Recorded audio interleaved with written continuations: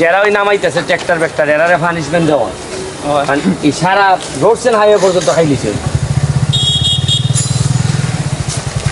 এখন কি লাগবো না আমাদের এই সারা সোনারঘাটের যত ভাঙা রাস্তা আছে এগুলা করার জন্য আমাদের কি লাগবে না, এই যে কি বলে আমাদের তেলবাই মুখ কিন্তু এলজিডি আমাদেরকে কতটুকু দিতে পারবে?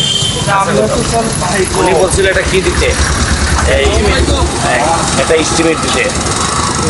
আমরা রাস্তা হয়ে হিসাব করি হ্যাঁ, এক রাস্তাতে কয় দাম লাগতে পারে। আপনি ধরেন রাস্তা তো আমাদের যে আমাদের তাই এক্সট্রা দরকার নেই, কিন্তু রাস্তা ওয়াইজ সাইড তো অ্যান্ড ধরেন এই রাস্তাটার পরে আরেকটা রাস্তা আছে, এইভাবে কি এই রাস্তা ওয়াইজ দিব আপনারে? রাস্তা হয়েছে করতে হবে, আর যদি এরকম না পারেন যদি আমরা কিছু গ্রাম প্রতি কিনে রেখে দিতে পারি। গ্রাম কত হবে এখন হলো 11,500 টাকা গ্রাম। এক গ্রামে কত দূর যায়? 150 লিটার তেল আছে। এক একটা রাস্তায় এরকম কত লিটার লাগে?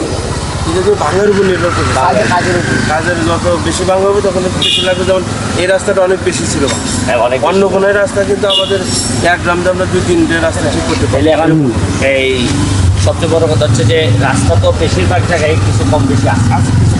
এখন আমি চাইছিলাম যে এই প্রবলেম হলে যে মোবাইল বলতে হচ্ছে গিয়ে আমি চাইছিলাম যে এই জিনিসটা যদি আমার গাড়ির উপরেই থাকে, গাড়ি চলতে থাকলো। ওই ড্রামটা আবার অ্যাঙ্গেল সিস্টেমে একটা চুলা বানাইতে হবে। আমরা উপরে সেট করে দিলে জায়গায় জায়গায় নিয়ে গলে দেবো। এইটা কেমনে করা? মানে এখন তো এই পুরো রাস্তা থেকে আপনি ঘুরে নিলেন এখানে, কিন্তু এই অ্যাঙ্গেল সিস্টেমে চুলা দিতে পারলে মানে আমাদের মেনটেনেন্সের অর্ধেক কমে যাবে।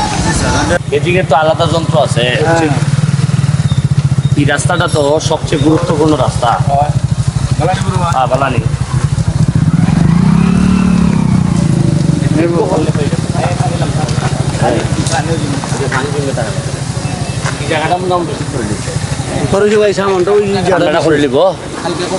ইটাতে তো আছে, ইটাতে হয় না নাকি? রইব আর এটা রুয়াল তেল আনাইবে এখানে। এটা কোনা না পাওয়া যায় রে? এটা ওই এলজিডি আর দুল্লা খালে বেছে আমি দেখছি 12 দাম আছে। আবার এমনি এটা কিনা দাম আমরা এলজিবি গেছে না গিয়া জায়গা আছে জি আমরা ফাইতে না গেলে এলজিডি থেকে আনওয়ার নাইলে না ফাইতে না শুনতে আর এই জায়গাটা করে নিলে এরপরে যেটা করতে হইব এটা হেজিং দিয়ে দিয়া, কারণ